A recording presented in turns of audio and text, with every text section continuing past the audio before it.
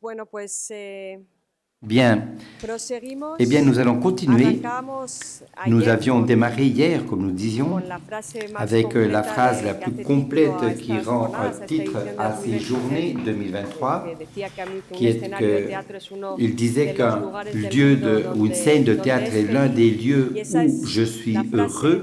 en Et su c'est totalidad que cette hemos phrase querido volver a complète que situar nous avons para cerrar voulu, une fois de estas plus, conversaciones de este reprendre día pour y medio aquí en fermer cette Menorca journée et y San demie, Luis, journée el lugar de los orígenes. camusienne. Para eso he Et invitado pour ce a faire, tres j'ai invité personalidades de trois muy distintos personnalités ámbitos, de pero que sin différents duda domaines, mais nos qui van a sans doute ofrecer vont nous una offrir mirada en un torno, una regard reflexión et en une torno a este réflexion escenario, autour tal y de como lo cette describía Camus, scène, como nos lo ha ido comme describiendo a cada uno de disait los Camus, invitados et también a lo largo de chaque estos días, ¿no? invité a Como ese rappelé tout espacio au de long de los ces journées posibles. comment cet espace Así des que muchas possibles. gracias, Donc, Marta Pazos, por merci de acompañarnos Marta y por Passos la de nous defensa de tus accompagner obras et la que podemos défense de disfrutar vos aquí. œuvres que l'on Bienvenida. peut profiter Muchísimas d'ici. gracias a Mohamed Bienvenue Al-Attar, aussi, que también bonjour cuya à escritura Mohamed de teatro Al-Attar, dont pues es otra l'écriture du apertura hacia théâtre est otros une autre lugares del mundo, ouverture vers y a d'autres Dries endroits Kisis du por su monde, et à reflexión siempre Dries y su Kisses singularidad y par poética sa hacernos ver définition otros espacios de poétique pour nous teatro. permettre de Os voir dejo d'autres con espaces de ellos théâtre. tres Je vous y laisse así cerramos entre leurs estas mains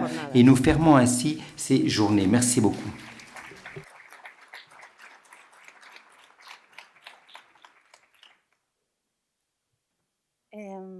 Buenos días, qué ilusión estar aquí. Empiezo con Vraiment un plaisir d'être là. agradecimiento Je dois muy, commencer par muy profundo remercier. a Sandra y Je a todo remercie su equipo Sandra, por je remercie toute el cuidado, l'équipe ¿no? des Y Trobades que hay pour les desde cómo generan y soins qu'ils cómo mettent la curaduría, à ¿no? la manière qu'ils ont de nous de protéger, de nous este accompagner, magnífico evento hasta el estar d'organiser. aquí, ¿no? Et Este presente que es tan rico y tan tout ce que inspirador. l'on retrouve aussi sur le présent que sur l'organisation. Donc, et quand Sandra me donne l'intitulé de notre espace, c'est-à-dire un scénario de théâtre est un espace du monde où je suis heureux. Bueno, Alors, bon, parecía que estas palabras también salían de mi boca. J'étais complètement réconciliée avec ces mots. Je me retrouvais dans cette pensée. Cette pensée me représente. Alors, je vais vous parler à partir d'une connaissance située. La thématique, ce sont les lieux du monde. Et moi, je vais commencer par vous présenter ce qui est mon monde le plus proche, donc c'est-à-dire mon unité, mon corps et mon pays. C'est une photo de mon dos, c'est la partie que je connais le moins. Au moment où on m'a fait cette photo,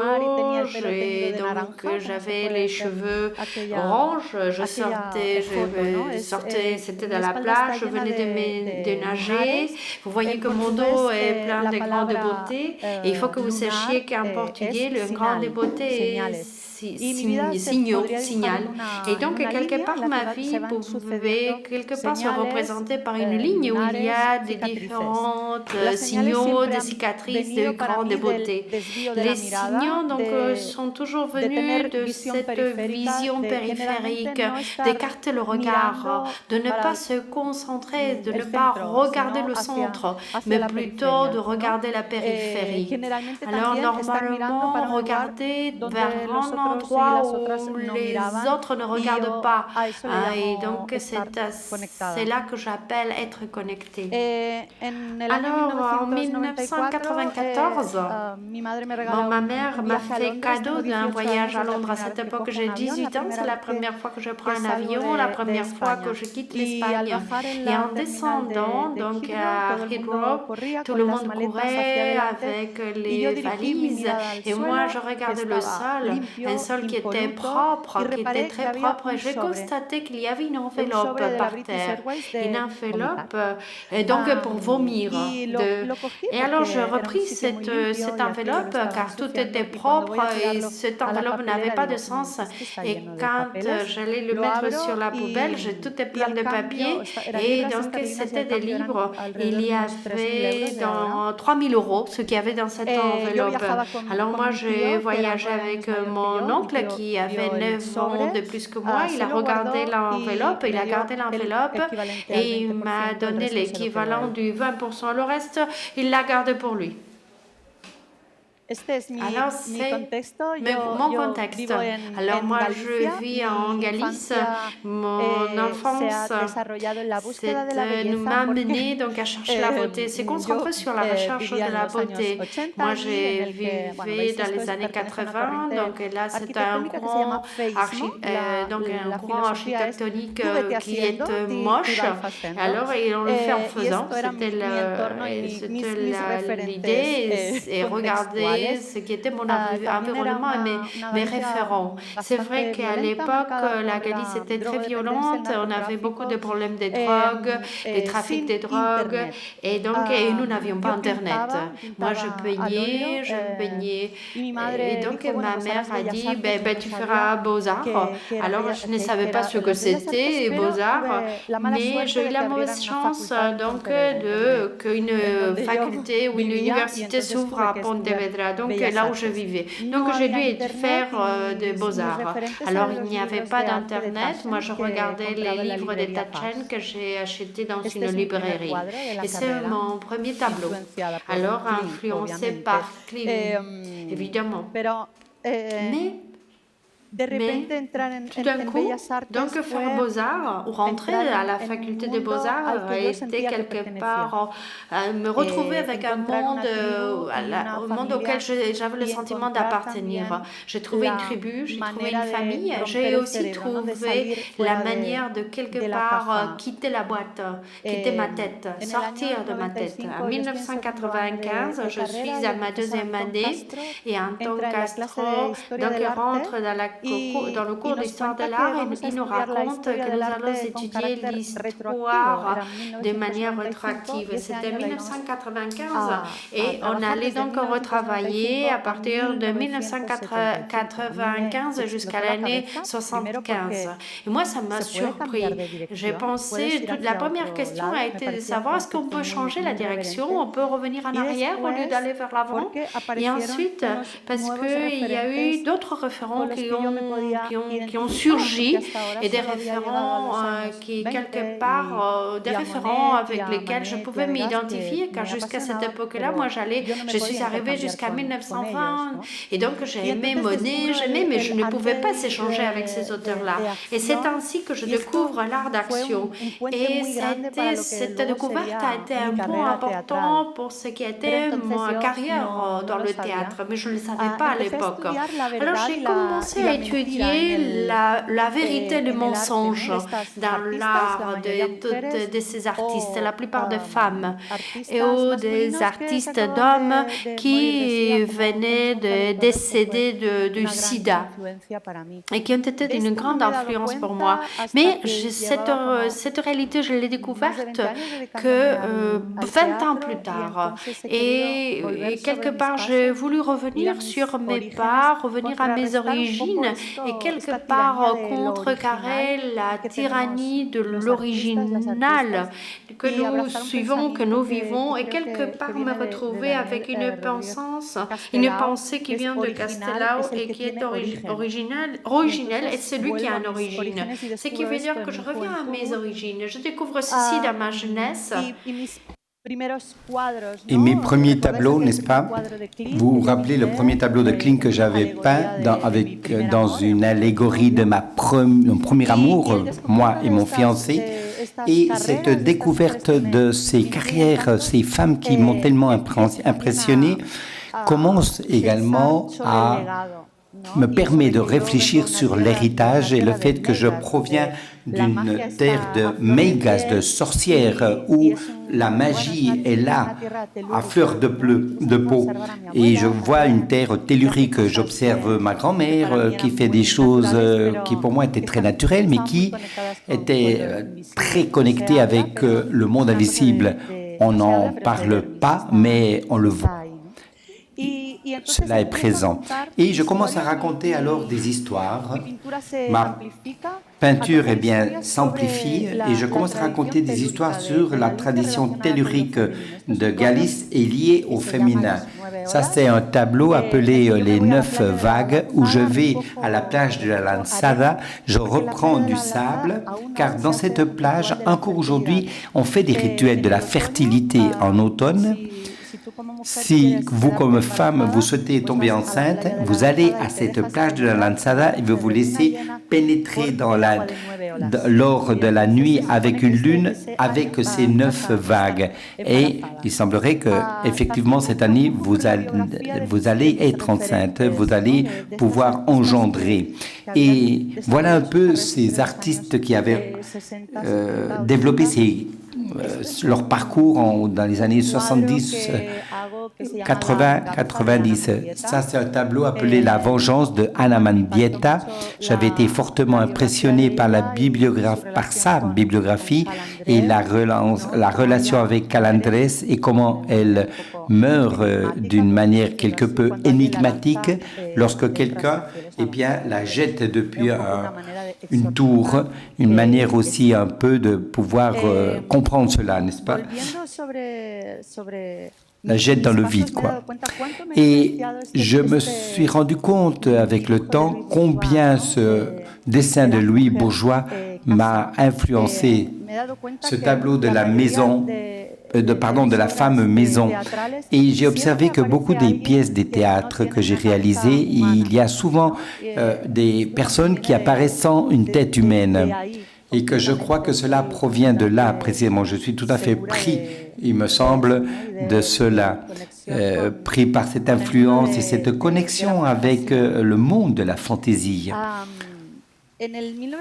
En 1997, je me déplace à Barcelone pour fuir quelque peu de mon fiancé, qui était celui du premier tableau de Klee, n'est-ce pas? Et bon, ma famille n'a pas beaucoup d'argent, mais je tiens une bourse. Et en septembre de 1997, je me trouve dans le hall de l'École des Beaux-Arts de Barcelone et je décide de sortir vers ma maison, mais je vois soudainement qu'il fait beau et je me suis dit, tiens, je ne vais pas sortir par la porte principale, je vais sortir par le jardin. Le parcours est plus long, mais il est plus beau.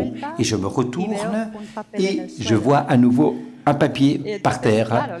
Une fois de plus, je vais le prendre pour le jeter dans la poubelle et en le prenant, j'observe que c'était un pasting, c'est-à-dire avec des notes que la Furia des Baus, qui était donc un groupe catalan de théâtre, allait faire une pièce dans le théâtre de Sarthe.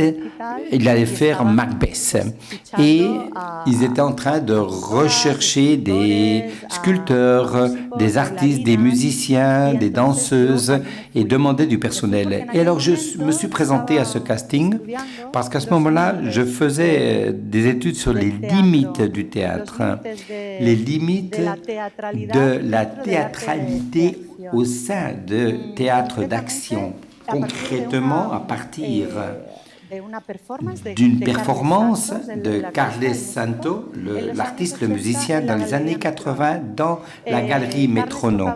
Carles jouait du piano et un artiste rentrait avec un marteau et un clou et il posait sa main et il écrasait le clou sur sa main, sur le piano.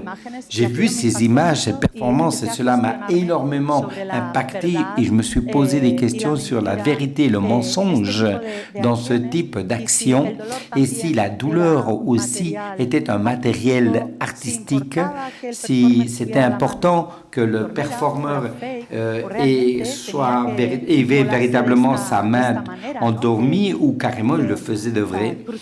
Et de faire une espèce de crucifixion sans croix.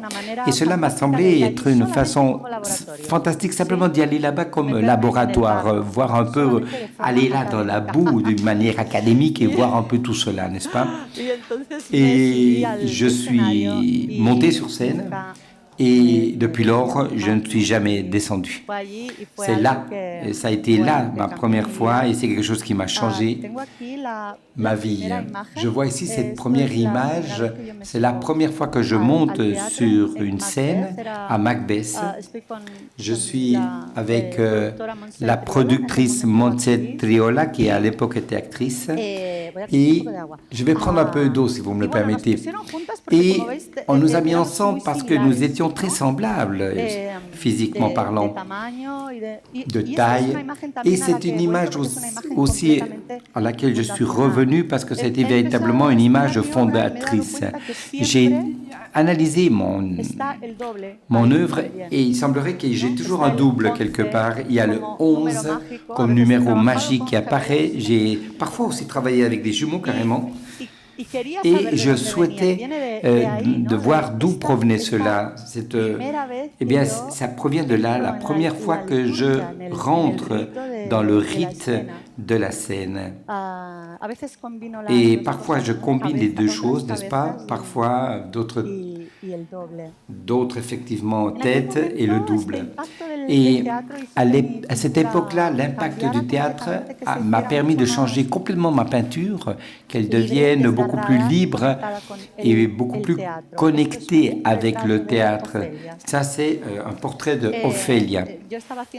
Je faisais un atelier avec le peintre Lucio Muñoz et lui-même s'est approché de moi et m'a dit « Mais c'est qui ce monstre ?» Je dis « Mais c'est pas un monstre, c'est Ophélia, évidemment. » Et alors Lucio, le jour suivant, m'a effectivement offert la métamorphose de Kafka et j'ai commencé à lire Kafka. Et vous voyez, les monstres aussi ont été quelque chose qui ont toujours été présents dans mon théâtre. Aussi, grâce à la connexion avec Jim Henson, Miyafakis, qui était toujours très présent dans mon enfance, mais surtout en raison de la connexion avec ma culture. Vous savez qu'en Galice, nous avons une façon de matérialiser ces concepts liés aux choses telluriques. Et ça, c'est une photo du carnaval de Roberto de la Torre, un photographe qui a surtout travaillé sur ce genre de participation dans des rituels connectés avec les fêtes du carnaval. Et là aussi, j'ai grandi littéralement dans ce milieu. Et cela se trouve dans mon ADN, même si ensuite cela s'est transformé en quelque chose d'autre.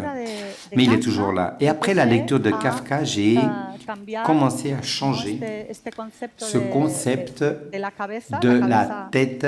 La tête était de femme, mais je commençais donc à changer le corps.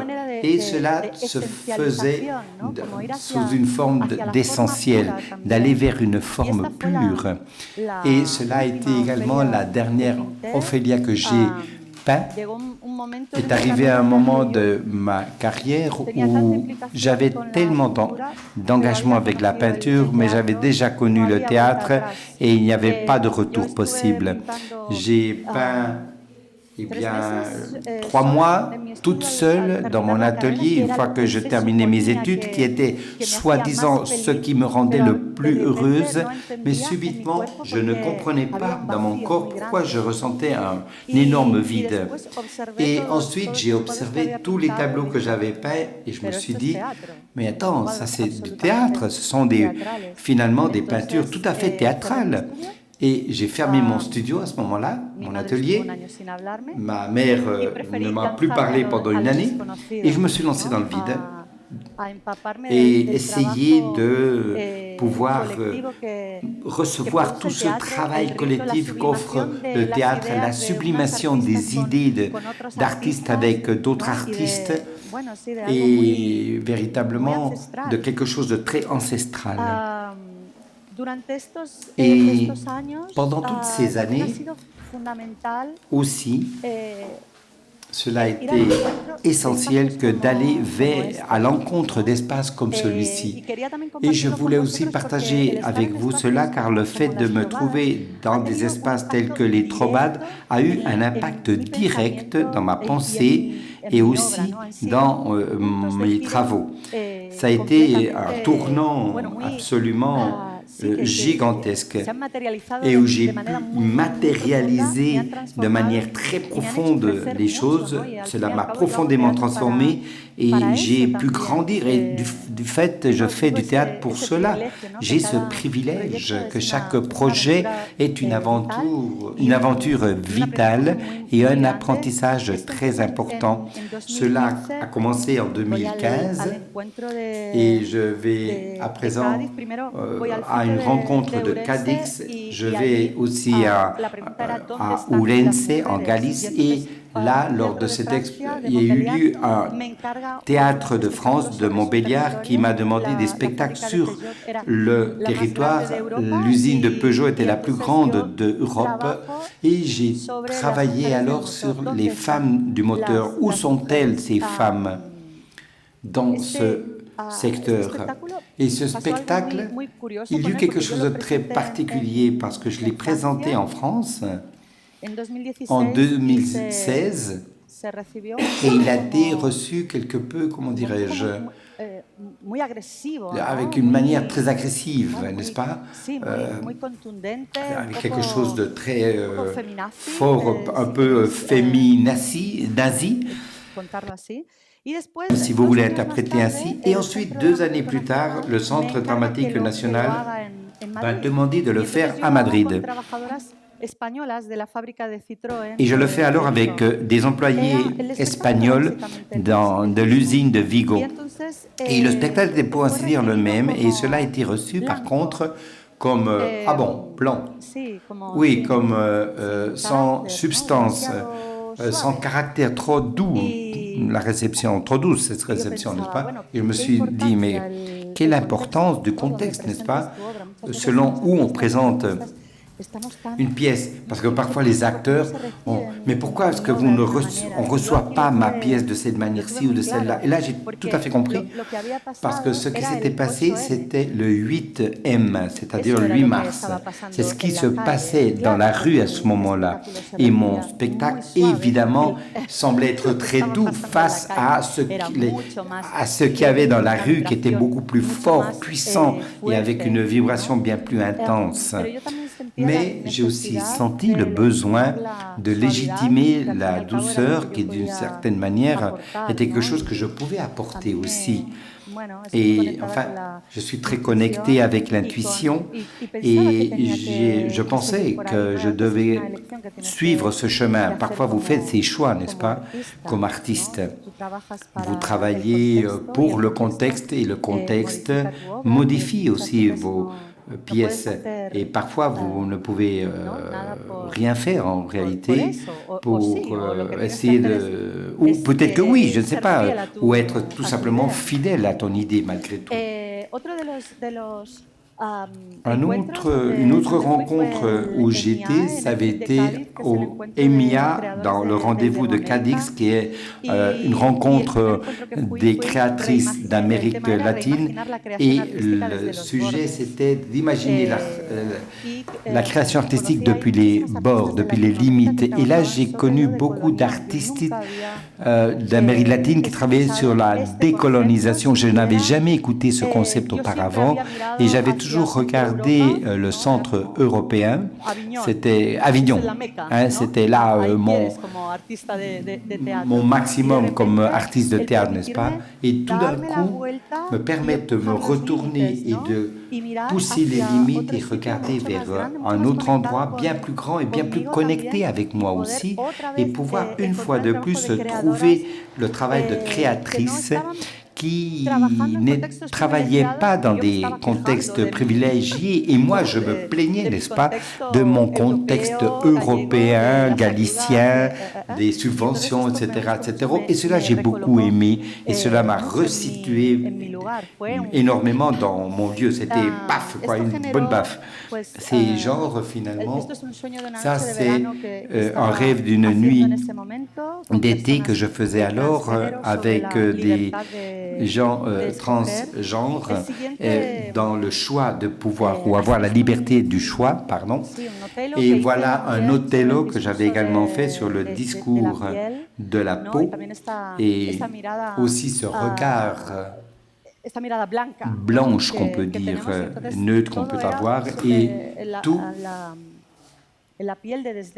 montrait la peau et il y avait une voix de Desdemona qui, l'actrice, présentait la voix de tous les personnages et tout avait lieu dans sa chambre et j'ai pris cette peau de l'actrice et je remplis toute sa peau avec tout cela pour parler du discours de la peau et des pourcentages de privilèges que l'on détient. Ça, c'est Alexina Vex, une opéra que j'ai réalisée sur l'histoire d'Hercule et Barbant, récemment dans le théâtre du Lycée, la première personne intersexuelle dont on a un journal écrit et qui parle en première personne et pas une réécriture sur des personnes qui ne sont pas privilégiées de l'histoire. Et cette connexion avec, avec la magie, avec l'invisible, m'a permis aussi de contacter le I Ching et surtout j'ai un peu de pudeur après le passage de Gao et je me rappelle que John Cage aussi utilisait ce I Ching.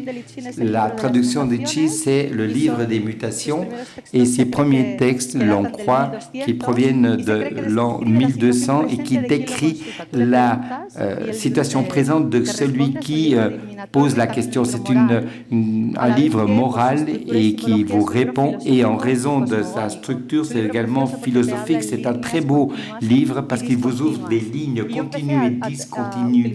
Et j'ai commencé à utiliser l'I Ching dans mon travail pour aller vers des endroits bien moins attendus et sans laisser que mon intellect, ma rationalité puisse conduire mon art, mais plutôt chercher les pistes pour connecter davantage mon corps et son intuition. Et plus vous avancez dans la carrière, plus vous êtes déconnecté de tout cela. C'est pourquoi je mets ces pièges moi-même pour revenir sur ces axes du méconnu. Et je mets des marques pour pouvoir générer l'inattendu. Et cela m'a permis d'atteindre, par exemple, dans une opéra sur Cicciolina, et nous parvenons à connaître Cicciolina, oui, mais parce que je lui ai demandé à Li Ching quelles conséquences aura de prendre contact avec Cicciolina. Et il m'a dit hexagramme 4, le besoin juvénile, effectivement, a du succès. Donc, au premier oracle, je donne la raison, me disait le livre. Si vous demandez 2 ou 3 fois, vous dérangez. Et quand vous dérangez, je ne vous donne pas d'informations.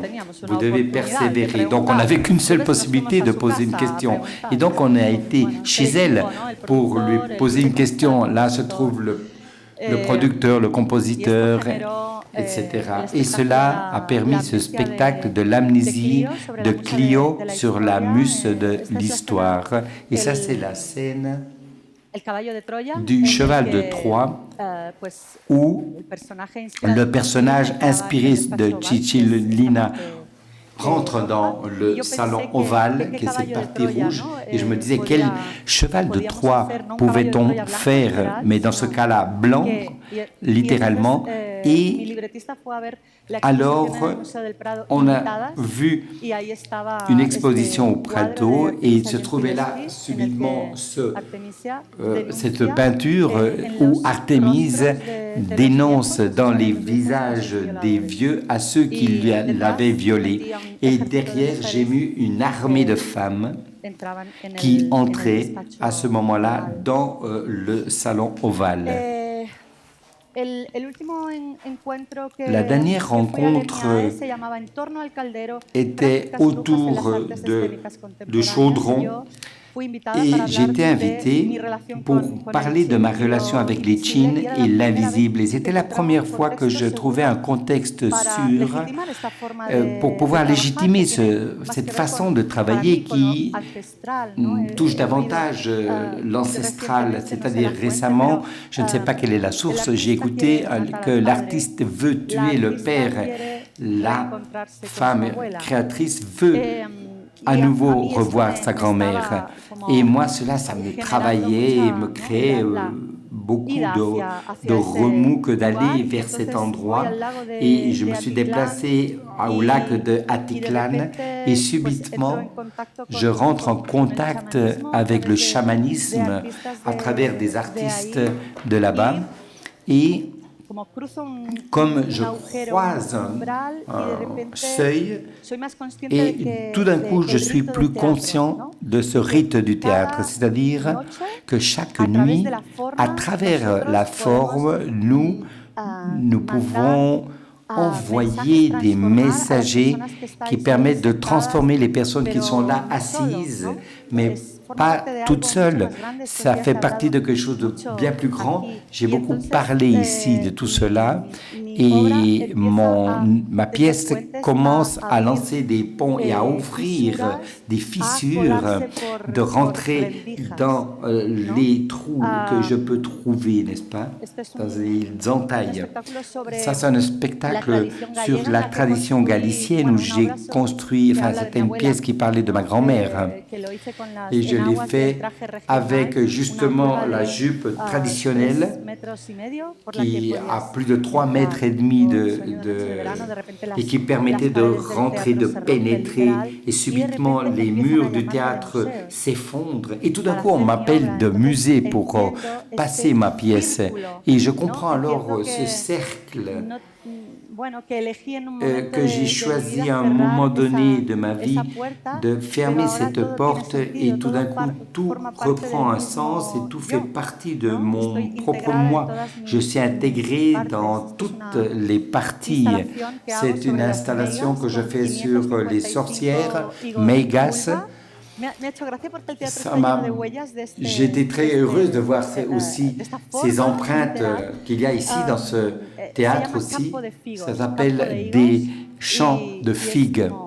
Et c'est comme un jeu avec des champs également de navets. C'est un jeu de mots en espagnol. Et vous posez les pieds sur ces empreintes et s'éteint les lumières et alors se projette votre ombre pour que vous soyez connecté avec votre pouvoir. Là, je dialogue dans le Centre galicien d'art contemporain avec le concept de Akasha et avec l'architecture de Sisa Vieira.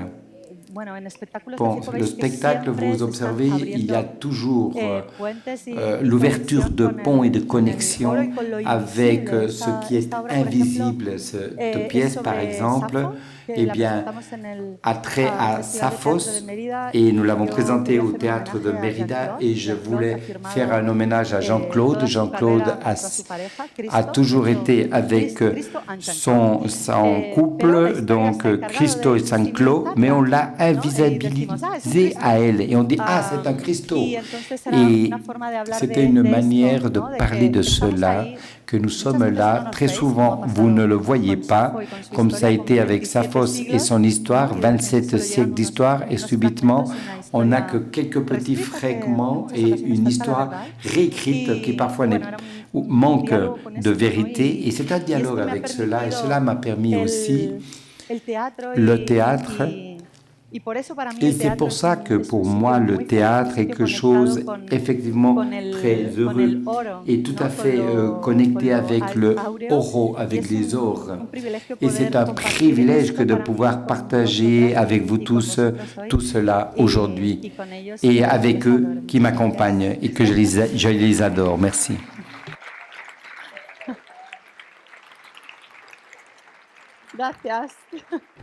Merci, merci.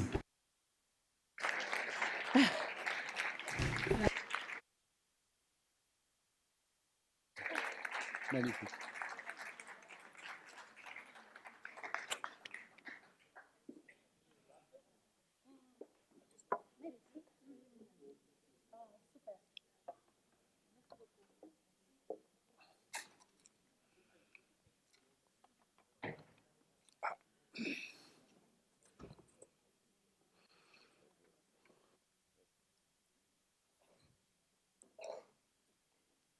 Hola.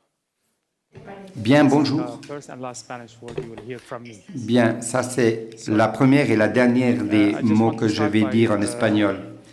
Bien, je veux commencer alors en remerciant l'équipe des Trobades et surtout à Sandra et à tous les composants de l'équipe organisateur de ces 3 jours merveilleux que nous avons passés ici. Mille merci de cette invitation. C'est un honneur, un privilège d'être entouré de cette compagnie d'intellectuels, de créateurs. J'ai beaucoup appris et je suis enchanté, donc grand merci. Lorsqu'on m'a invité à prendre la parole lors de cette réunion, en réfléchissant à la phrase de Camus, « Une scène de théâtre est l'un des endroits au monde où je suis heureux », cette phrase qui donne le titre à ce blog, je me suis presque immédiatement senti poussé à reformuler la phrase pour en faire le titre de mon intervention. Alors, pour moi, la scène, le titre serait que la scène de théâtre est un endroit où je me sens agité. Et c'est l'un des rares endroits au monde où je peux encore, je dis bien, contempler l'espoir et ses nombreuses significations évasives. Au cours des 2 dernières années, j'étais généralement préoccupé par 3 thèmes. Le premier est la justice et ce que cela signifie au-delà des définitions juridiques, plus comme éthique et pratique. Le deuxième thème est l'écriture de l'histoire ou la bataille des récits en temps de guerre et de grands bouleversements. Et le troisième thème est l'espoir. Et même si je pense pouvoir relier les 2 premiers thèmes au théâtre tel que je le conçois, en tant qu'espace permettant de poser des questions controversées et en tant qu'acte de résilience politique et sociale, quant à l'espoir, le troisième sujet, et parce qu'il s'agit d'un acte de résilience le plus urgent pour moi aujourd'hui, je suis encore en train de tâtonner. Et cela me laisse personnellement avec une question angoissante. Comment ai-je commencé avec un rêve de théâtre comme un outil de changement social et politique tangible et suis-je arrivé à un rêve de théâtre comme créateur d'espace, aussi petit soit-il, pour l'espoir? Je vous demanderai donc de bien vouloir m'accompagner dans l'évocation de certains de ces moments de mon parcours théâtral qui a débuté il y a une 20aine d'années et j'aimerais vous demander de m'accompagner dans ce registre, dans ce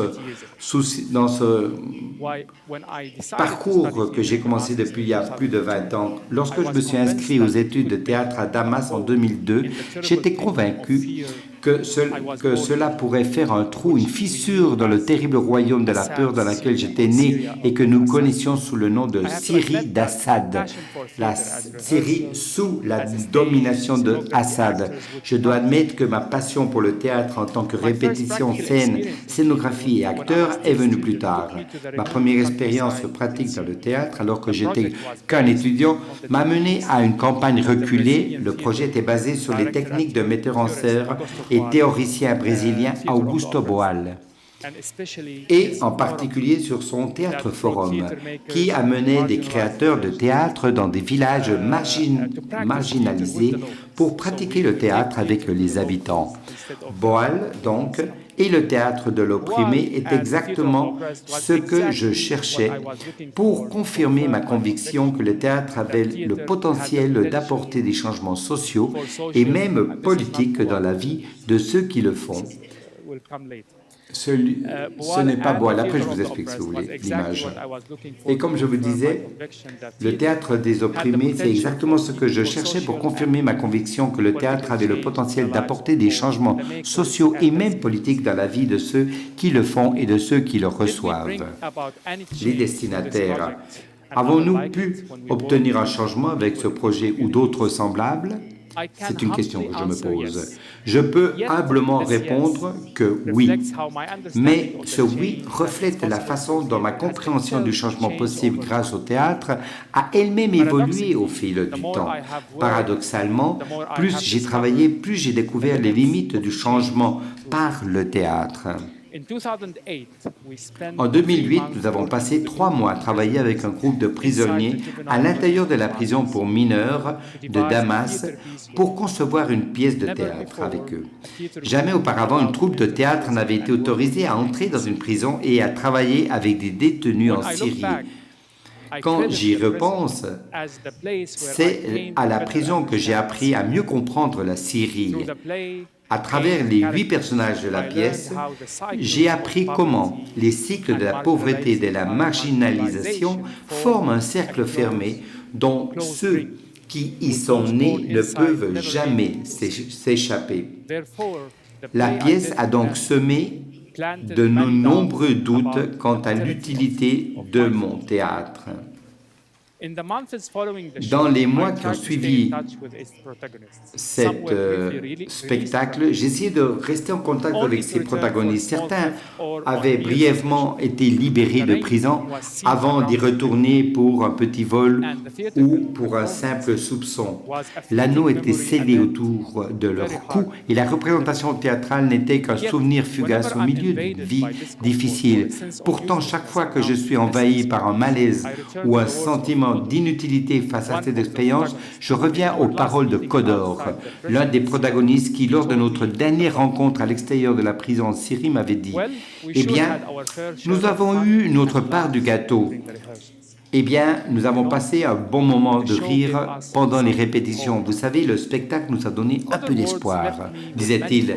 Les mots de Kodor m'ont fait réfléchir à la signification de l'espoir dans un contexte semblable. Ce n'a pas été un hasard si ma dernière rencontre avec Hodor a eu lieu peu avant le déclenchement de la révolution syrienne en mars 2011, un soulèvement populaire qui s'est opposé à l'une des dynasties les plus brutales de l'ère moderne, la dynastie Assad. Pendant les premiers mois du soulèvement, nous avions beaucoup d'espoir, un espoir légitime que nous avons créé dans les rues de toute la Syrie, tout en chantant pour la liberté, la justice et la dignité. Tragiquement, cet espoir n'a pas pu durer longtemps, car la Syrie est rentrée rapidement dans une phase de sombre de guerre sanglante par procuration dont les chapitres se déroulent encore à ce jour. Et le long de cette tragédie en cours, mon voyage de création théâtrale a été et est toujours entouré de questions et d'agitation. Au cours de l'été 2013, j'ai eu la chance d'être accueilli par un groupe de jeunes hommes pour animer un atelier de théâtre dans une petite ville appelée Kafr Nabil, dans le nord-ouest de la Syrie. La guerre y était à son apogée à ce moment-là. Les forces du régime syrien étaient contraintes de battre en retraite et réagissaient par un assaut de bombardement pour maintenir la terreur dans les zones échappant à leur contrôle. Mes hôtes souhaitaient apprendre des techniques théâtrales qu'ils pourraient utiliser dans leur travail avec les enfants et les adolescents dont les maisons avaient été détruites et qui vivaient désormais dans les abris avec leurs familles. Je dis, j'ai eu cette chance parce que j'ai eu effectivement beaucoup de chance, parce que j'ai pu passer du temps avec ces jeunes qui travaillaient plus qu'ils ne parlaient et qui mettaient en pratique des concepts théoriques que je n'avais rencontrés que dans les livres. Ils étaient capables de s'organiser, d'utiliser les ressources dont ils disposaient sans dépendre d'un donateur, le tout dans un environnement démocratique, non hiérarchique, participatif et vivant. Aucun d'entre eux ne faisait partie d'une organisation politique ou ne se qualifiait de gauchiste, et la plupart d'entre eux n'avaient pas fait des études supérieures. Avant cette expérience, j'étais au bord du désespoir, pris entre les massacres du régime Assad et la montée djihadistes.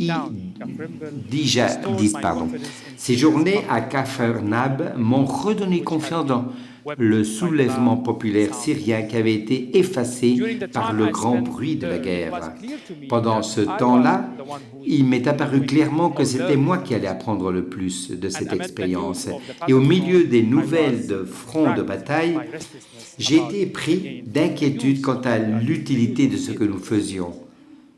Mais soir après soir, leur enthousiasme faisait taire mes doutes. Un soir, quelques jours avant mon départ, et après que nous ayons terminé notre pratique, c'était une autre nuit sans électricité. Khaled, l'un des participants, a suggéré qu'on pouvait tuer le temps en nous promenant dans les champs avoisinants. Enveloppés par la lumière de la pleine lune, nous avons traversé les figuiers et les oliviers qui entouraient le village à perte de vue. Khaled m'a conduit dans ses cachettes où il a passé des jours à se cacher pendant que les forces du régime attaquaient le village avant d'être contraint de se retirer. Le silence était troublé cette nuit par le bruit de deux obus lointains, un bruit insignifiant dans cette belle nuit. J'ai demandé à Khaled, pourquoi voudriez-vous participer à un atelier de théâtre avec moi? Et il m'a répondu, je ne sais pas exactement, mais quand je pense aux exercices et aux jeux que vous partagez avec nous et que j'imagine les répéter avec les enfants avec lesquels je travaille, j'ai l'impression qu'ils pourraient sortir de la morosité de leur situation ou au moins avoir l'espoir que leur histoire sera racontée ou enregistrée, que quelqu'un pourra les écouter. Une fois de plus, les mots de Khaled, comme ceux de Kodor avant lui, m'ont laissé un peu d'espoir. J'ai cueilli quelques figues sur un arbre voisin et il m'a dit que je pouvais les essuyer avec mon pull car ils avaient un peu de poussière. Et nous avons continué la promenade. Au cours de l'été 2016, Khaled, plus tard, malheureusement, a été tué par un engin explosif posé par des djihadistes extrémistes. Il avait 24 ans. Quelques mois plus tard, deux autres participants à cet atelier ont été tués par une frappe aérienne du régime syrien. À l'hiver 2014 à Beyrouth, alors que je travaillais sur la pièce, et maintenant je vais vous montrer des photos pendant que je parle parce que vous allez pouvoir observer cette pièce de Antigone que je préparais. Donc en hiver 2014, pendant que je travaillais sur la pièce Antigone avec des réfugiés syriennes qui vivaient avec leurs familles dans des camps misérables de la capitale libanaise, elles ne connaissaient nullement le théâtre, j'ai eu du mal à répondre à la question posée dans la plupart des femmes avant le début des répétitions. Et elles me disaient, à quoi sert le théâtre aujourd'hui alors que nous manquons des produits de première nécessité? En entrant dans l'espace de répétition ouvert quelques jours avant le début officiel du projet, l'écho de cette question m'a laissé à nouveau avec un sentiment insupportable d'agitation. Cependant, au cours des 3 mois de travail en commun, nous avons réussi à trouver quelques réponses, à mon avis, à cette question. Dans la contestation à l'autorité masculine, leur réappropriation du récit de la tragédie syrienne, leur confiance croissante en elles-mêmes, en leur voix, en leur corps, et leur lutte contre le racisme auquel elles ont été confrontées dans une société dominée par un système de classe rigide et hiérarchique. Après la première, Wafa, l'une des artistes que nous avons vues sur la photo, s'est approchée et en montrant un groupe de femmes très élégamment vêtues qui étaient venues voir cette pièce, elles s'attendaient à l'extérieur, elle m'avait dit, Wafa, avant, elle me voyait uniquement comme une femme qui nettoie pour leur propre maison, mais maintenant, Elle m'adresse de belles paroles parce que je suis monté sur scène. Et je lui demandais, en plaisantant, je souhaitais être ironique, et que se passe-t-il avec les autres femmes qui n'ont pas vu la pièce? Et elle m'a répondu en riant, je ne m'en préoccupe plus. Ce qui compte maintenant, c'est l'image que j'ai de moi-même. En 2018, et alors que j'étais en pleine préparation, et maintenant nous allons voir donc ces images de la Factory. Oui, merci de me les montrer. Alors, pendant que j'étais en pleine préparation de cette pièce, l'usine, The Factory, qui nous parle de la pièce sur le scandale impliquant le géant français du ciment Lafarge en Syrie, Mouhanad, un ouvrier de l'usine qui avait souffert des mauvais traitements et de la négligence de la direction, a accepté de me parler avec moi longuement après longue hésitation. Je lui demandai pourquoi il avait changé d'avis. Il avait pris la décision de raconter son histoire. Il m'a répondu que même s'il ne pouvait pas faire grand-chose contre une multinationale aussi gigantesque qui avait des intérêts communs avec le gouvernement des grandes puissances, il voulait cependant qu'il soit jugé à travers cette pièce. Je lui ai expliqué que la pièce ne tournait pas autour d'un procès et qu'elle ne s'y substituerait pas. Mais Mouhanad était tout de même prêt à me raconter son histoire et être très honnête dans ses propos. Cela n'allait pas être une solution, mais il était prêt à me raconter son histoire. Une fois de plus, j'ai entamé les répétitions avec d'énormes doutes quant à la valeur et à la pertinence de cette pièce, tout en me sentant un lourd fardeau sur mes épaules à cause des histoires que m'ont racontées de nombreuses personnes dont la vie avait été gravement affectée par cette affaire de Lafarge.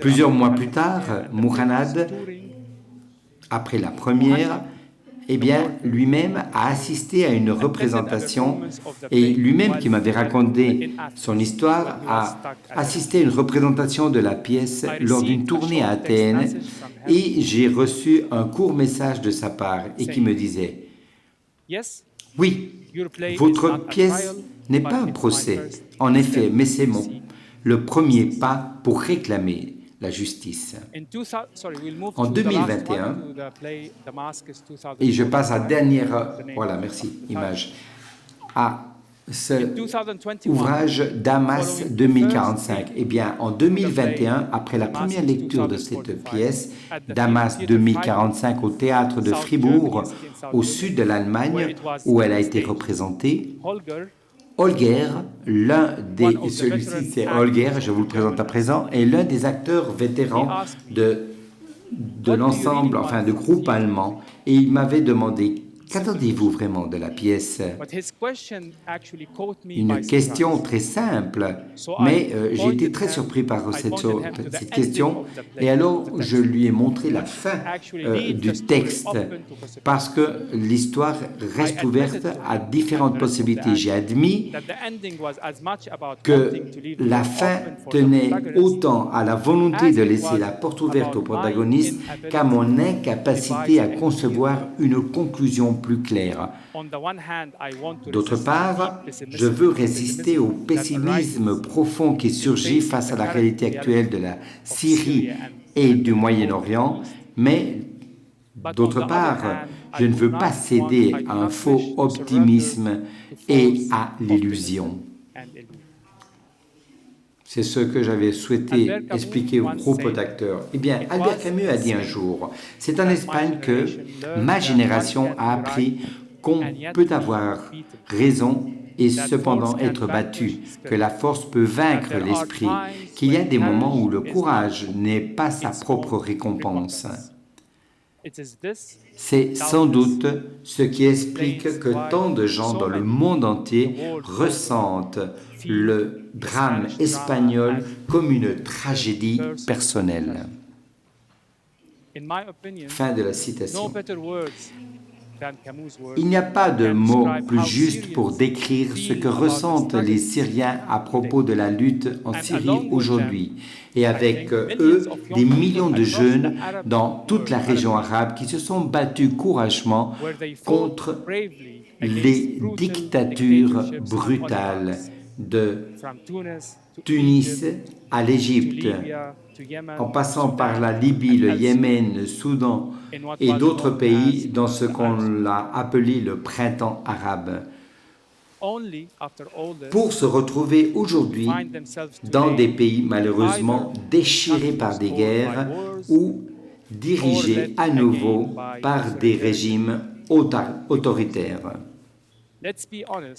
Soyons honnêtes, aujourd'hui la réalité pour nous en Syrie et dans le monde, dans tout le monde arabe est sombre. Comment se fait-il que toute cette incroyable créativité, cette beauté, cet immense courage et ces sacrifices dont nous avons été témoins dans les villes révoltées du monde arabe se soient soldés par une telle défaite?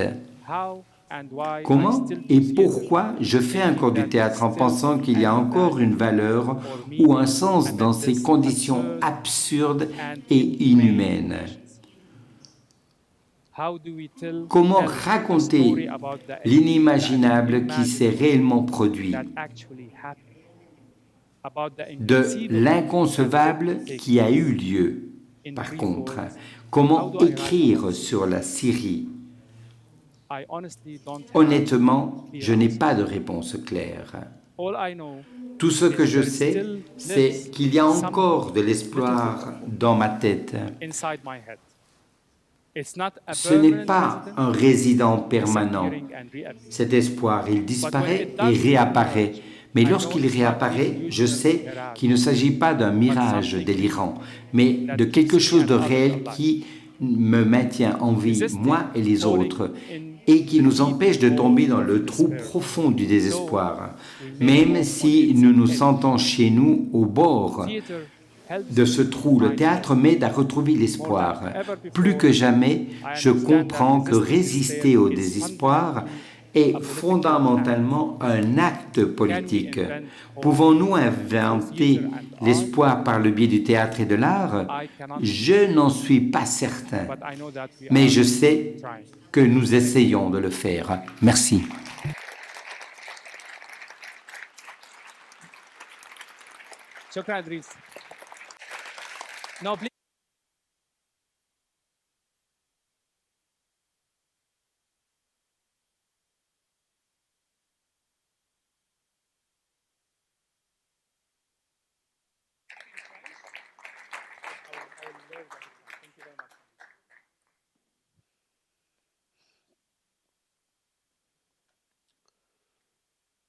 Bonjour.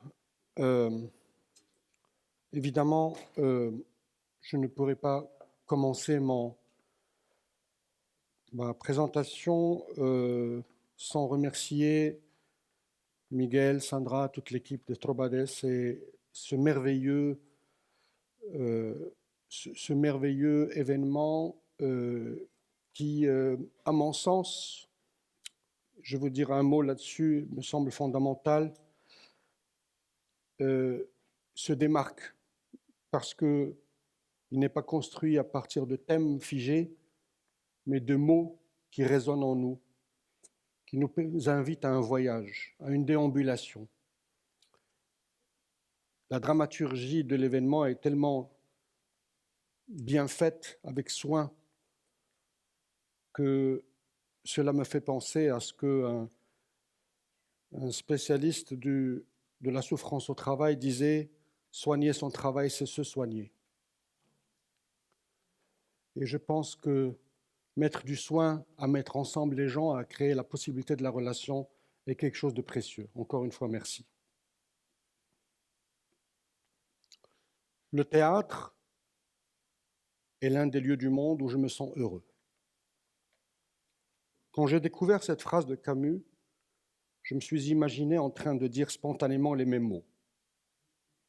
Il se trouve en plus qu'un ami critique littéraire a choisi textuellement la même phrase comme exergue pour ma dernière pièce qui va paraître le mois prochain. Elle s'intitule « L'Agence nationale du bonheur ». C'est une allégorie un peu orwellienne sur l'industrialisation du bonheur. Mais parler du bonheur au théâtre est une chose, et s'y sentir heureux en est une autre. Alors pourquoi cet aveu presque juvénile de Camus résonne en moi au point d'entendre, derrière cette affirmation, un des lieux du monde, dit-il, la matérialisation d'une utopie, qui veut dire en soi notopos, non-lieu, voire une hétérotopie, un lieu autre, tiers. Avant de spécifier la nature de ce lieu dit, je vous propose un bref voyage dans quelques souvenirs épars. Au fond, quand j'essaie de me remémorer ce qui m'a le plus enchanté dans le théâtre depuis mes premiers pas sur scène, se mêle dans mon esprit une vieille image mêlée à une sensation, l'expérience récente d'un laboratoire inédit et comme un intermède, une mise en lien inespérée. Encore une fois, le lien.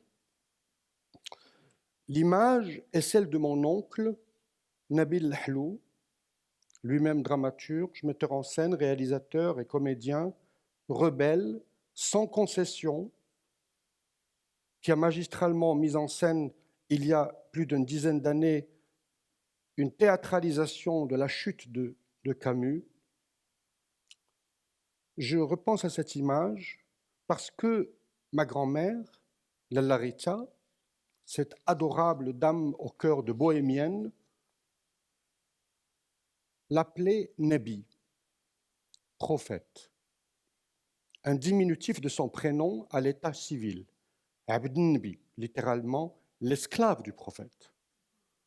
Aussi jeune adolescent, j'attendais souvent avec impatience l'arrivée chez nous de Nabi, ce prophète si exubérant, humain, révolté et touchant que je vais admirer sur scène. À la mosquée, comme dans les cours d'arabe à l'école, on nous parlait d'un prophète lointain là-bas en Arabie. Et à la maison, j'apprenais qu'un prophète, ça monte sur scène, juste à côté.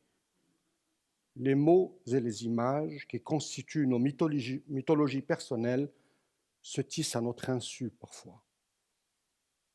Son Ophélie n'est pas morte et mon Hamlet à moi.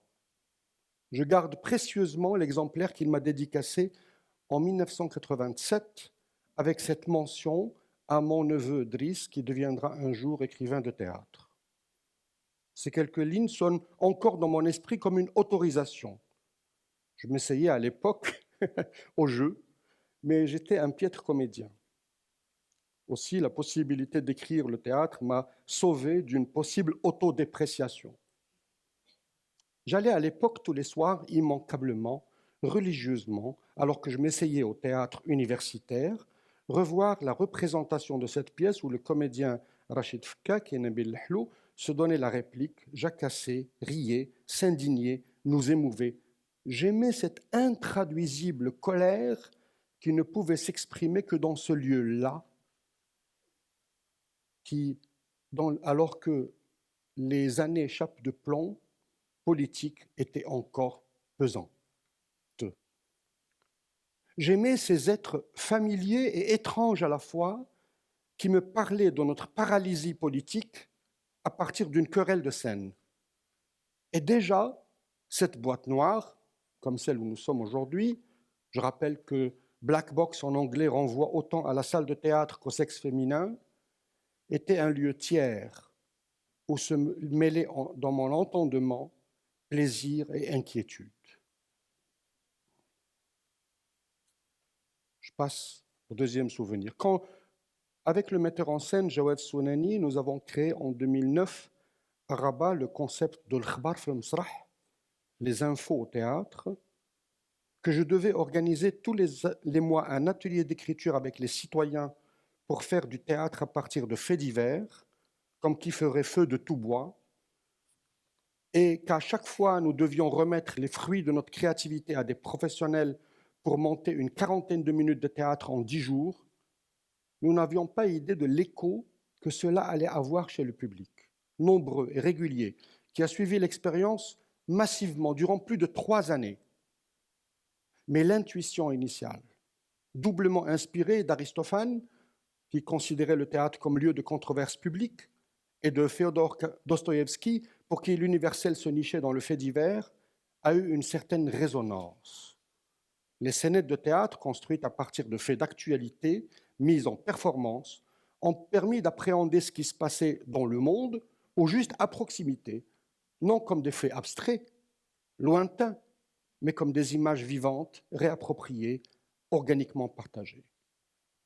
Mettre en scène en dérija et avec un jeu d'acteurs dirigé sans emphase, une file d'attente devant la chaise vide d'un fonctionnaire fantôme devant attester par le cachet que chacune des personnes qui s'impatientent est un humain, non un plébéien, insan, meshi bnedem, ou bien 3 femmes drapées qui racontent alors qu'elles préparent un défilé de marques de burqa leur souffrance intime, tout cela semblait au public médusé, si vrai et si troublant à la fois.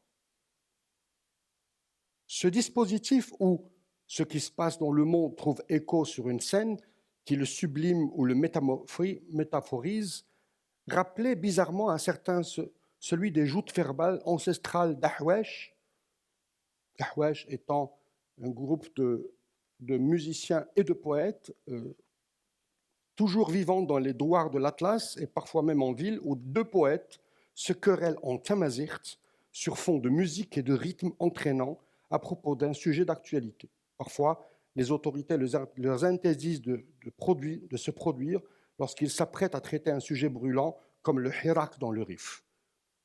Cela rappelle à d'autres des slammers en battle dans un garage abandonné, dont l'un et l'autre, comme dans Khbar fi Masrah, augmenté par l'esthétique théâtrale, le public à chaque fois convié à saisir le pouls de sa condition sociale et politique par le truchement de personnages et d'orateurs qui, en même temps, la masquent et en sondent la profondeur. Quand je pense à quel moment on se sent le plus heureux au théâtre, en tant qu'auteur ou dramaturge comme l'était Camus, je ne peux que repartir de ma propre expérience. Là, je me rends compte qu'il existe au moins 2 moments, différemment exaltants et excitants. Le premier est celui des répétitions, où la prosodie d'un texte écrit, avec le souci d'épouser une oralité qui en laisse résonner le rythme et les réverbérations, prend corps. C'est l'un des rares instants, loin du tumulte quotidien, où l'on voit à l'œuvre l'homo performance, qui sommeille en chacun de nous. Nous devons l'expression homo performance à l'anthropologue Victor Turner et le spécialiste d'études théâtrales Richard Schachner, qui ont réalisé que dans chaque culture, depuis la nuit des temps, par ses rituels, dans l'usage de son corps et de sa gestuelle en public, et pas seulement sur scène, l'homme n'avait jamais cessé de se recréer, de changer, de devenir ce qu'il n'était pas, d'être donc un homo performance. Mais il faut bien ce moment isolé, extrait de la quotidienneté, pour le voir en face. Et quand le ton est juste, l'expression pertinente et la parole forte, s'en émerveiller. Et puis, il y a le moment de représentation, la générale ou la première surtout, où se fait la rencontre avec le public, où la communion, scène-salle, promet de s'effectuer. En dépassant les stéréotypes de temple sacré, le théâtre devient surtout le lieu d'expérimentation d'une chose unique, où l'on se rend compte par le craquement du bois, l'éclat des lumières, la transpiration des corps, la tension des rapports, que le théâtre n'est pas que discours, mais avant tout énergie.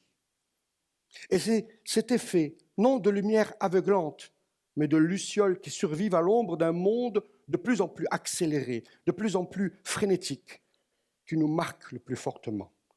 Cette idée de faire sortir les gens du confort de leur maisonnée, de plus en plus sophistiquée par l'industrie du bien-être, et de les faire venir faire pause dans une salle ou dans un espace ouvert, tout juste pour apprécier la beauté d'une contestation ou d'une sincère émotion, c'est ce qui rend le théâtre gratuit et gratifiant à la fois.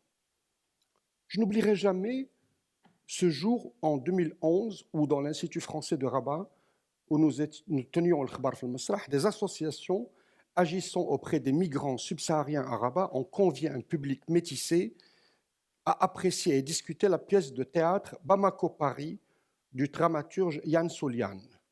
Un drame contemporain poignant, poétique, insoutenable sur la condition d'un voyageur gelé dans la soute d'un avion en transit suspendu.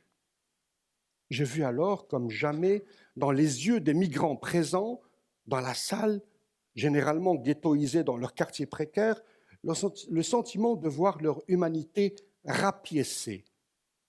Comme j'ai entreaperçu dans la gestuelle d'habituel des lieux, tout juste la sensation d'un exotisme à applaudir.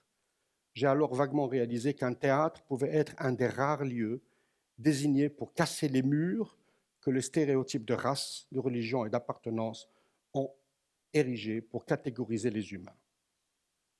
Les sociologues qui scrutent le comportement des hommes en société parlent de ce qu'ils appellent le marginal séquent, pour nommer celui qui se tient à la lisière d'un monde et agit pour le transformer, le faire muter, espérer le rendre légèrement meilleur.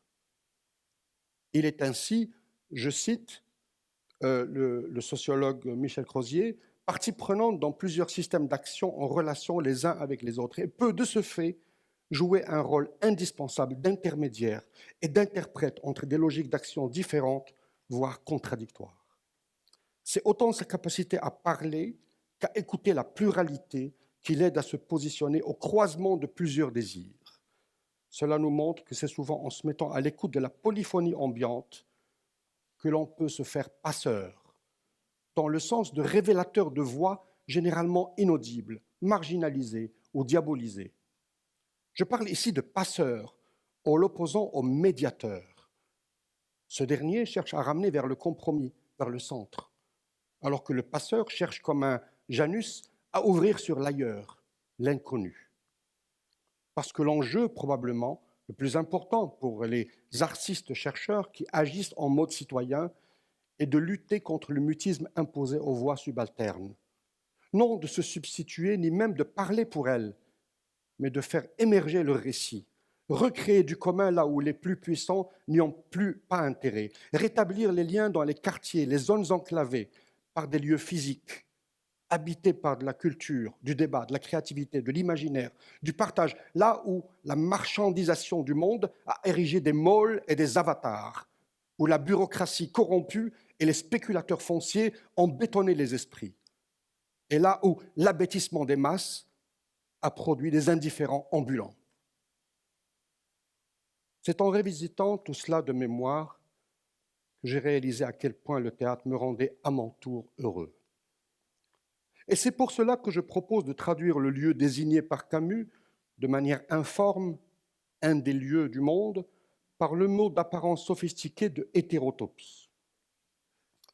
Dans le texte d'une conférence donnée par le philosophe Michel Foucault en 1967 au Centre d'études architecturales sur les espaces autres, il définit les hétérotopies par 5 principes. Alors qu'il parle d'abord d'espaces qu'il a l'habitude d'étudier, l'hôpital psychiatrique, la prison et même le cimetière, voilà que surgit subitement au 3e principe le théâtre comme lieu de représentation dramatique et filmique. L'hétérotopie, dit-il, écoutez bien ce que dit Foucault, a le pouvoir de juxtaposer en un seul lieu réel plusieurs espaces, plusieurs emplacements qui sont eux-mêmes incompatibles. C'est ainsi que le théâtre fait succéder sur le rectangle de la scène toute une série de lieux qui sont étrangers les uns aux autres. On vient de voir tout à l'heure ce que mes amis ont montré et on le voit tout le temps. Une série de lieux qui sont étrangers les uns aux autres. C'est ainsi que le cinéma est une très curieuse salle rectangulaire au fond de laquelle, sur un écran à 2 dimensions, on voit se projeter un espace à 3 dimensions. Mais peut-être est-ce que l'exemple le plus ancien de ces hétérotopies, en forme d'emplacement contradictoire, l'exemple le plus ancien, c'est peut-être le jardin. Il ne parle pas de cour, mais il bifurque vers le jardin et le navire. Au fond, dans ce texte, comme dans son livre « Les mots et les choses », Foucault considère que l'hétérotopie est un lieu différent, parfois décalé des lieux habituels, localisé, qui permet de rompre avec l'ordre social établi. Pas seulement par les armes, la violence ou le conflit, mais aussi par l'illusion, le jeu et le rire. Foucault n'est pas le seul qui nous aide à comprendre ce qu'est réellement ce lieu autre qui rend heureux Camus et plusieurs d'entre nous avec lui. Ainsi, partant de l'utopie comme un lieu inexistant, extraterritorial, le philosophe Paul Ricoeur parle pour sa part d'utopie pratique, qui serait réalisée ou réalisable parce qu'emplie d'imaginaire social moderne. Alors que pour lui, l'ordre est une utopie qui aide à réaliser l'idéologie, qui prend aujourd'hui la forme technique de systèmes de surveillance, de contrôle, de fabrication, de consentement, l'utopie pratique, qui est tout juste une autre manière de dire l'hétérotopie, est ce qui aide à révéler par l'imaginaire un certain désordre, une folie, et à contester à partir d'espaces autres les discours dominants. Face à cette dualité, ordre-désordre, je me suis amusé à penser pour ma part à partir d'une autre dualité, discipline-indiscipline, ce qui me permettait de retrouver à partir des pas de côté et des décentrements l'attitude de l'homme révolté chez Albert Camus. L'homme indiscipliné pour moi, comme pour Nietzsche, qui lui fait retrouver une deuxième innocence à partir du gai savoir, est celui qui refuse les assignations à partir des catégories de savoir, du devoir d'obéissance ou d'obligation de conformité qu'il appelle aussi esprit de troupeau. Je veux parler précisément ici d'artistes libres, solitaires, certes, mais contagieux, pollinisateurs, stimulants par leur énergie débordante, de créateurs hétérodoxes soucieux de faire émerger des récits masqués. Je veux parler de fouineurs, catalogués comme activistes ou inclassables car en quête d'une meilleure société, d'écrivains penseurs qui transcendent les silos de savoir et donnent du relief aux diverses sensibilités, et plus globalement de passeurs, encore une fois, qui savent relier les territoires et imaginaires disloqués. Leur principal moteur est qu'ils croient malgré tout à la nécessité du changement, de la mutation, pas dans le sens de l'adaptation au système en place, mais celui de la volonté persistante de les humaniser. Parce qu'ils savent que l'humanité se mérite constamment, qu'elle implique une remise en cause permanente. Et c'est là où je retrouve l'éthos d'Albert Camus. Retrouver, remembrer son humanité, à petite échelle au moins. Je reviens, remembrer est un terme que j'aime beaucoup. Ngugi wa Thiong'o, quand il écrit sur la décolonisation des esprits, il utilise le terme remembering. Alors bien sûr en anglais, remember veut dire se rappeler, se souvenir, mais il y a aussi le fait de remembrer quelque chose de disloqué. Remembrer quelque chose de disloqué. Et c'est ça, c'est ce double geste de mémoire et de remembrement qui permet constamment de rapiécer l'humanité, à petite échelle au moins, parce qu'ils sont finalement que des fous de la cité qui l'alertent, non des garde-fous qui la régulent. Et de ce fait, ce sont des disséminateurs d'altérité qui l'irriguent et quelquefois des sentinelles de conscience contre les calculs égotiques qui prévalent. Ce ne sont pas des redresseurs de tort au nom d'une morale positive ou positiviste ou d'une posture d'intellectuel tribun, comme pouvait l'être Sartre. Ils ne sont pas non plus béatement optimistes. La plupart de ces artistes, chercheurs, penseurs sont conscients que les mêmes fossés se creusent entre dominants et dominés, ingénieurs de la surveillance et surveillés, vendeurs de haine et acquéreurs de la peur. Mais ils arborent un espoir ténu, fragile, et réalisent qu'ils ne peuvent plus emprunter les mêmes parcours idéologiques qui ont mené aux impasses du siècle passé. Aussi, à la différence de leurs aînés, ils ne se contentent pas de discourir sur la réduction des écarts, tout comme ils n'ont pas l'illusion de les réduire par des formules magiques. Ils cherchent à s'immiscer dans les territoires des écarts. Et le théâtre, c'est un lieu par lequel on rentre par une fissure dans les territoires des écarts, à occuper les intervalles, à converser avec les profanes et les amateurs, à métisser les espaces de création, d'information et de réflexion, en espérant que leur lieu de vie respire autrement par toutes ces vénules qui le traversent. car l'indiscipline ne réside pas dans la nature du lieu, mais dans la démarche qui le sous-tend. Celle-ci consiste à aborder l'art non comme produit, mais comme un prétexte à la communion, à la réflexion, au débat, à l'émerveillement, sans barrière symbolique, comme dans un champ en jachère ouvert sur tous les possibles et tous les paradoxes. Je ne suis pas sûr que je me sentirais heureux dans tous les théâtres et autres lieux d'art. Certainement pas dans les musées stratifiés et pas dans les théâtres aux pratiques momifiées non plus. D'où le besoin de créer des lieux délibérément autres, que l'on pourrait qualifier d'alternatifs. Leur force est d'être en même temps orientés contre les représentations hégémoniques dans le monde, mais également pour l'émergence d'une pensée autre face aux conformismes locaux. Quand le couple d'artistes, Sofiane et Selma Louissi, ont créé à Tunis en 2007 un festival multidisciplinaire Dream City, où se mêlent théâtre, art visuel et autres genres créatifs, ils se disaient inquiets de, je cite, la confiscation de l'espace public par un État totalitaire, à l'isolement des artistes et à l'élitisme des espaces artistiques. Je rappelle que ce sont souvent les créateurs qui ont créé des espaces qui ont préfiguré ce qui s'est passé en 2011. Ils ont ainsi préfiguré la nécessité de réinvestir et réinventer l'espace public et d'être à l'écoute de dynamiques immanentes. Comment ? Ils ont invité les artistes à arriver vierges de tout projet préalable et d'accepter qu'ils surgissent de leurs interactions avec les populations, les citoyens, la médina. Ils ont de la sorte préfiguré, sans en être les initiateurs, une forme de libération des esprits. En menant cette réflexion par la phrase de Camus, le théâtre m'a soudain semblé être ce lieu particulier où on apprend la discipline et l'indiscipline, la rigueur et l'insubordination, les deux d'un même tenant. On y est convié au respect de conventions éphémères pour esthétiser des gestes et rythmer une parole, mais on le fait passionnément pour crier une colère, exprimer un désarroi, extérioriser un attachement, rallier un monde qui trébuche ou aliène. Railler un monde qui trébuche ou aliène. Tout y est permis, mais rien ne peut s'y manifester sans un certain art, dans le sens allemand, c'est-à-dire une manière de faire.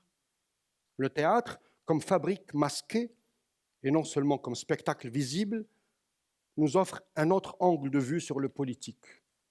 En effet, par le prisme imprévu des répétitions, j'ai réalisé pourquoi probablement les gens du théâtre, pas tous bien sûr, mais un bon nombre, ont une très haute idée de la démocratie. Pourquoi ?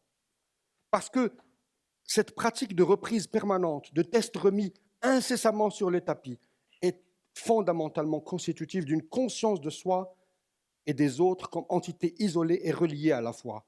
Parce que l'engagement de chacun, par le corps et l'énergie, par l'écoute bienveillante, empathique, des vibrations des autres à partir d'univers différents, improbables, forge souvent une grande sensibilité au différent, à l'ailleurs. Parce que se battre, discuter, se tromper, s'émouvoir en vue de construire un édifice commun, fragile, improbable, éphémère, toujours en devenir, peut ancrer en chacun le besoin de la liberté imaginaire autant que du lien social comme fondement d'un dessein commun. Au fond, je l'ai remarqué à la longue, la plupart de ceux qui s'engagent dans ces processus avec le dévouement ascétique que cela suppose, y retrouvent un pendant du fondement éthique, culturel de la démocratie. Ils y entendent un ethos de la délibération, de la concertation, de l'acceptation de la non-permanence, de l'incertain, de la prise de risque, et puis de l'appréciation des diverses voix qui forment une collectivité d'individus. Du coup, comme l'exprime leur rire moqueur dans les farces offertes sur la place publique, les attentes des gens du théâtre en tant que citoyens peuvent souvent être déçues. Et se contenter d'apprécier leur spectacle, mettant leur sarcasme en scène, permet tout juste d'entretenir l'industrie de l'amusement, alors que le fait de se pencher dessus comme un ensemble de signes révélateurs d'une conscience diffuse ou de discours créatifs faisant sens nécessite de se libérer des schémas de pensée consacrés. Parce que je l'ai réalisé, à force de la revisiter, la scène est quelque part le seul lieu où les blessés de la vie, par ailleurs timides ou pudiques, parviennent à dire l'indicible dans un langage que captent d'emblée les plus sensibles. C'est aussi le seul art qui inclut les autres formes d'art performatif où une troupe de gens se réunissent dans le seul but de donner à voir à d'autres ce qui fonde leur humanité ou leur déshumanité, ce qui fait ou défait leurs liens sociaux. En plus, l'art dramatique a le privilège de l'impureté et de l'immoralité nécessaires pour mieux saisir la part subjective, intime, sombre, inconsciente de la vérité, que la science a souvent du mal à sonder et dont le dogme religieux a le souci de s'écarter. Or, parfois, par sa cruauté ou sa crudité, sa force à documenter ou à métaphoriser, le théâtre aide à voir ce qu'on ne parvient pas à regarder en face. Vous l'avez compris, à partir de toutes ces tribulations, par tous ces truchements personnels et conceptuels, j'en viens à tout juste qualifier à ma manière la phrase de Camus. Et si le bonheur que me procurait le théâtre provenait du fait que c'est un lieu qui permet aux différents d'advenir, pour mieux nous révéler à nous-mêmes, que c'est probablement le décalage qu'il rend possible dans une société conformiste comme la mienne, qui me comble autant. Et ici, je ne parle pas de tous les théâtres, mais de ceux qui ont le courage, par leurs concepteurs, créateurs et promoteurs, de se distinguer comme des hétérotopies au cœur de leur cité. Je vous remercie.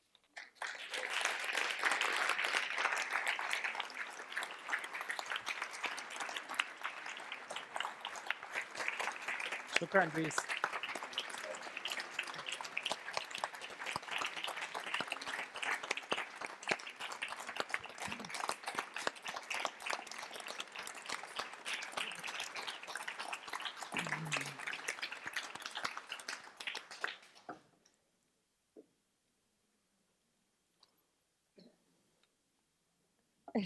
What are we supposed to do? Que devrons-nous faire à présent? Qu'est-ce qu'il est supposé que nous allons faire à présent? Dans quelle langue nous parlons? En anglais ou vous souhaitez... En anglais peut-être? Non? Pas pour moi? Ah, excusez-moi. Alors l'espagnol, pourquoi pas? Non. Parlez comme vous le souhaitez, dans la langue que vous souhaitez. Il y a des interprètes.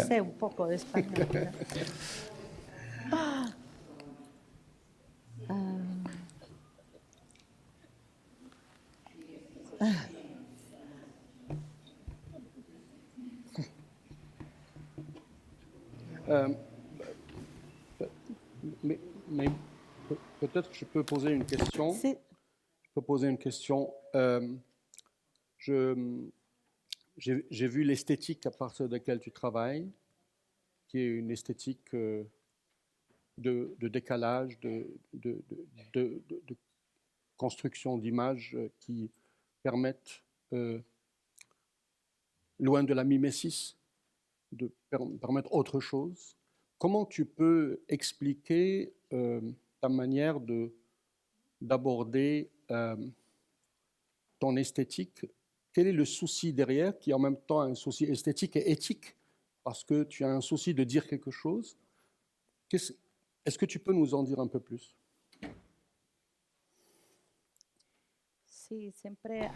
Oui, sans doute. Il y a toujours un discours très puissant et controversé dans l'art de la scène concernant la forme et le contenu. Moi, j'ai beaucoup souffert au début de ma carrière, beaucoup cela. Ah, la forme est très puissante, mais le contenu, vous savez, le contenu, pour moi, on ne peut pas diviser. On ne peut pas les isoler, mais pas non plus la forme dans laquelle vous construisez quelque chose. L'une des choses que j'ai appris ou acquis dans d'autres rencontres comme celui-ci, c'est le concept de l'écoféminisme, par exemple. Moi, j'avais toujours travaillé depuis un essai de prendre soin de la vie, n'est-ce pas?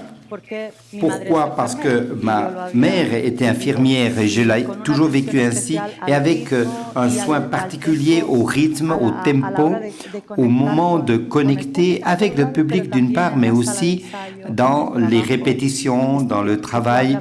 Ce que vous disiez, n'est-ce pas? Cette rigueur aussi, comme vous l'avez si bien dit, pour raconter tout cela, nous avons besoin d'une technique, n'est-ce pas? Pour cela. Et cette, comment dirais-je, cette non-séparation de la forme et du contenu et de l'entente et la compréhension que tout procès artistique est un organe vivant, n'est-ce pas, qui est aussi une des questions qui nous amène l'écoféminisme. Ça a été comme un cycle. Il m'a permis de comprendre davantage cette façon que j'avais, parce que c'était pour moi quelque chose un peu non, j'arrivais pas à expliquer les idées, eh bien surgissent de ma tête et les choix que je réalise normalement proviennent précisément de cette façon, de cette manière. On offre un concept normalement, un projet. Et je ne l'aime pas lire du théâtre. Donc, ce que je fais, que j'invite des amis, j'ouvre des bouteilles de vin chez moi, je ferme les yeux et eux et elles lisent pour moi. Et alors, les idées surgissent, c'est que j'ai commencé effectivement. J'ai une bonne connexion avec l'image, mais je viens de la peinture aussi. C'est ma façon de laquelle de le faire, de le concevoir. Mais il y a toujours un souci pour arriver à combler cela. La forme ne peut manger ou effacer la forme. C'est quelque chose que j'ai appris à réaliser, cet équilibre constant et un souci permanent pour aussi bien le comment que le pourquoi. Et on le disait, on ne peut pas parler de la liberté ou de la transformation si dans nos lieux de travail, nos compagnies, nos propres processus, nous n'appliquons pas cela. Cette forme aussi doit être présente si on souhaite pouvoir soigner cette société. Dans la transformation, nous devons transformer notre propre façon de faire les choses et c'est le théâtre qui m'a appris ça. Et cette étiquette de la forme, n'est-ce pas? Et que cette couleur puisse toucher tout l'espace de travail comme une relation avec la vitalité. Moi, la couleur était présente dans mes peintures, mais quand j'étais consciente de mon identité à travers la couleur, c'est comme l'eau, elle s'infiltre tout partout, comme l'eau, n'est-ce pas? Et tout d'un coup, les personnes arrivent en noir et on commence à utiliser dans l'espace du travail la couleur et ils se transforment, comme vous l'avez dit. Mais oui, moi je suis venu en noir et imaginez, voilà comme je suis maintenant. Donc ça me semble fascinant comment le théâtre, n'est-ce pas? C'est la même chose, c'est un peu de l'eau qui s'infiltre et qui rentre progressivement à travers les émotions, la pensée et génère de nouvelles façons de penser et d'autres manières d'agir dans la vie.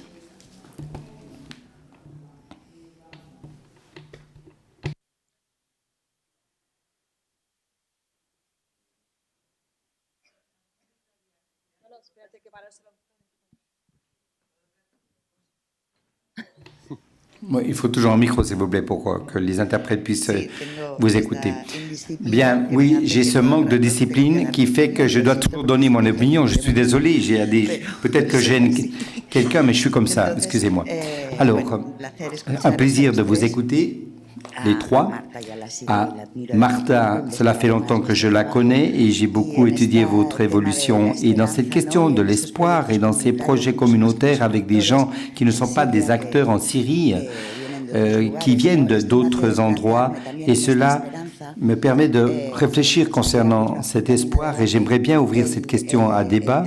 La question qui parfois, dans d'autres rencontres où j'ai assisté, nous débattons beaucoup sur beaucoup de choses, mais finalement, parce que au centre Pompidou, par exemple, il n'y a aucun immigrant qui va avoir ces expositions. Ici non plus, nous n'avons pas d'immigrants, même presque pas d'habitants de Minorque. Et comme... Pardon? Oui, bon, oui, je sais qu'il y en a quand même quelques-uns. Bien, mais oui, parce que des personnes de Saint-Louis, en tant que telles, j'en ai pas vu beaucoup. Mais alors, comment est-ce qu'on pourrait ouvrir ces espaces pour qu'il y ait plus de personnes qui puissent y assister? Ah, excusez-moi, je me suis trompé, je me corrige alors. que dit Madame.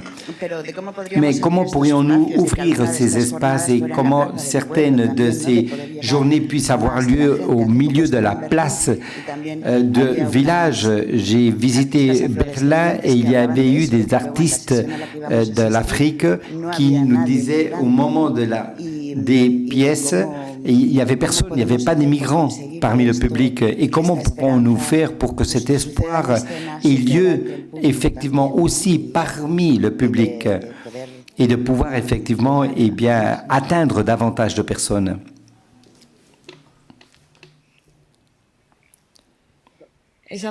Cette question, nous l'avons toujours en tête, de le faire au milieu de la place du village. Nous souhaitons le faire, mais nous avons 6 interprètes et au niveau technique, on a une énorme équipe et c'est très difficile de mettre cela, d'installer cela de la sorte au milieu d'une place publique. Mais sans doute, c'est le besoin d'essayer de pouvoir être des passeurs de messages. On a toujours cette question qui est toujours présente dans notre esprit depuis le début des Trobades. Mais au niveau de notre petite échelle, nous essayons de faire tout ce qu'on peut. Au niveau de Saint-Louis, l'effort est énorme, mais aussi les publics ne viennent pas. Parfois, c'est désolant. Je suis désolé, on ouvre cette porte, mais il y a beaucoup de frontières qui existent et qui vont au-delà de ce qu'un petit projet peut atteindre, n'est-ce pas? Si je peux me permettre, au-delà de ce qui se passe ici, c'est la même question qu'on se pose partout, partout parce qu'on a l'impression, on a peur d'être dans une sorte d'entre-soi ou qu'il n'y ait pas suffisamment d'ouverture. Je pense qu'il y a un problème parallèle qui est un problème de transmission. De l'importance d'abord de tenir compte de ceux qui sont avec nous, de ceux avec lesquels nous vivons. Généralement, les gens pensent, hier, je ne sais plus, peut-être c'est, je ne sais plus qui a dit ça, on a l'impression d'avoir du génie et qu'on est bon et on parle, etc. Non, le problème, c'est comment être à l'écoute aussi des autres.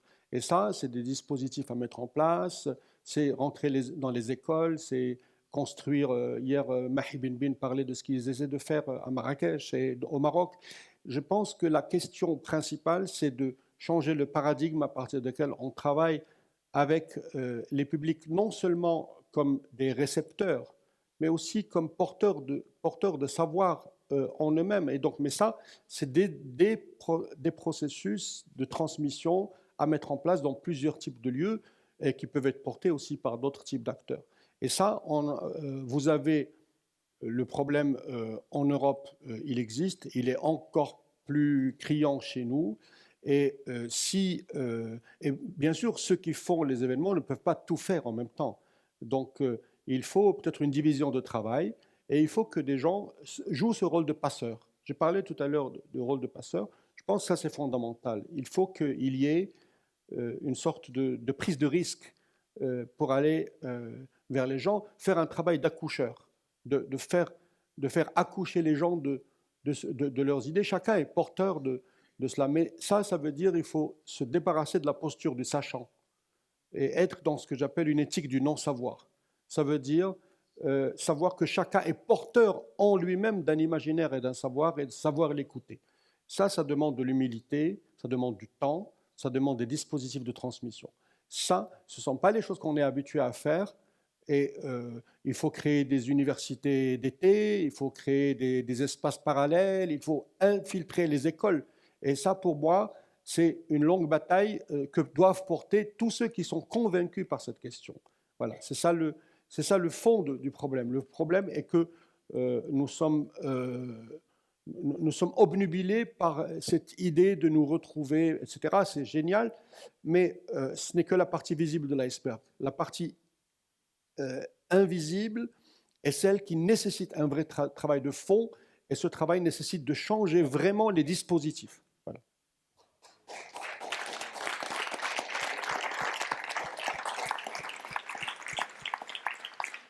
Sorry, I just want to add something because I think your question is very important, but I can speak about theater. Je voudrais vous parler aussi depuis le point de vue du théâtre, par exemple, et des espaces de la scène. Et d'après ce que j'ai pu observer, normalement, un échec ou une erreur que l'on peut provoquer, c'est deux choses d'abord. Premièrement, il n'y a pas une remise en cause permanente des dispositifs, car toutes les intentions sont bonnes. Tous ceux qui nous souhaitons créer quelque chose d'inclusif, nous faisons quelque chose, mais on ne fait ensuite pas un suivi et on ne se remet pas en question. Une autre chose que je voudrais vous dire, c'est qu'il faudrait déconstruire dans un niveau plus profond ces structures hiérarchiques et les deux choses s'accompagnent. Je vais vous donner un exemple. Je vis à présent à Berlin, dans un quartier d'immigrants, historiquement parlant. Ils proviennent là, nous avons des Turcs et beaucoup de populations d'immigrants. Et chaque fois que je vais au théâtre, je vois cette intention de lancer des ponts. Bien que le répertoire du théâtre essaye d'aborder des questions qui touchent davantage à la population migrante qui vit dans ce quartier, bien qu'il y a certains directeurs ou commissaires, ce sont normalement des personnes de couleur. Et moi-même, puisqu'il n'y a pas une déconstruction exhaustive et complète de ces barrières ou obstacles qui existent, parce qu'il faut réfléchir sur l'éducation, sur les facteurs sociopolitiques, pas seulement ce que vous pouvez présenter sur scène. Et c'est pourquoi nous avons un grand nombre de situations d'immigrants qui peut-être sont devenus à présent plus blancs que les blancs. Et permettez-moi, et excusez-moi ce langage qui n'est peut-être pas très correct, on ne peut pas imposer cela depuis le haut. Si vous nommez un réalisateur qui provient de la Syrie, ce n'est pas suffisant. C'est pourquoi je vous parle d'une déconstruction exhaustive qui puisse inclure beaucoup de facteurs, pas seulement au niveau artistique ou du programme ou le répertoire.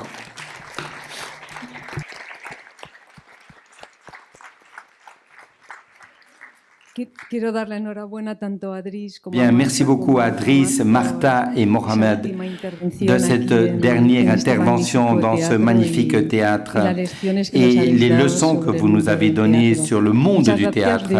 Mille merci au nom de Minorque et grand merci aussi aux organisateurs de ces trobades et qui nous font ce cadeau merveilleux de cette île, des petites choses comme celle-ci qui, nous qui sommes d'ici, quel que soit notre nom, on doit vous remercier. C'est un honneur de vivre ici et on sent beaucoup de fierté avec ce dicton aussi beau qui est les lieux du monde.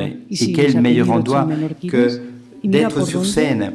Et une de mes grand-mères venait de San Luis et elle s'appelait Catalina Cardona.